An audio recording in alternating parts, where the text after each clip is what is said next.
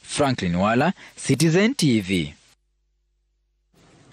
Now, Kenya leader Martha Karua has threatened to move to the African Commission on Human and People's Rights and the UN Commission for Human Rights to sue the government of Kenya for alleged human rights abuse.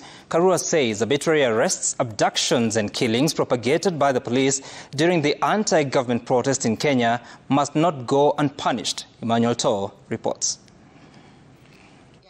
In a statement dubbed "Lest We Forget," the Kenya leader Martha Karua termed the recent clampdown on protesters by the government as illegal. Karua says arbitrary arrests, disobedience of court orders, and the trashing of accountability witnessed in the country must be challenged, and vowed to file a petition against the government at the continental and global stage.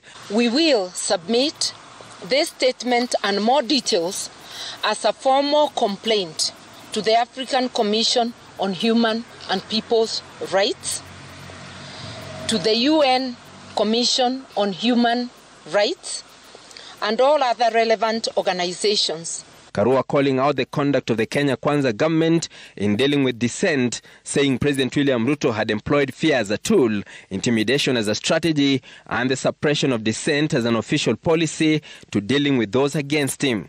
We will not hesitate to call out these violations on the continental stage and on the international stage, especially in the light of the state having reverted to its default status.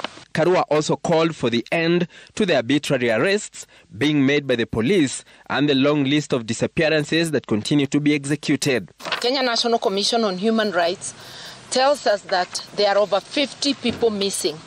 Are they really 50 or more? Are the missing people dead or alive? Because it's since the 25th of June.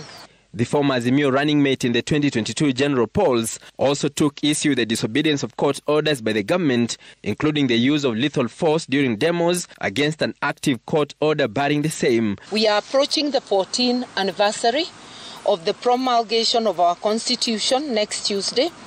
We must reflect on how far we have strayed from its promises. While hinting at a possible return of street protests on the 27th of this month to mark 14 years since the promulgation of the Constitution of Kenya 2010, Karua warned that the law must be followed by the powers that be in handling the protests. A fresh round of Gen Z protests has reportedly been planned from next week Tuesday to mark the date. With the ODM leader Raila Odinga now setting his eyes on the continental job, leaving behind the local politics, the Kenya leader Martha Karua now says she will be part of the luminaries who will be keeping the government in check from the opposition corner. Emmanuel Toh, Citizen TV, Nairobi. All right, and we are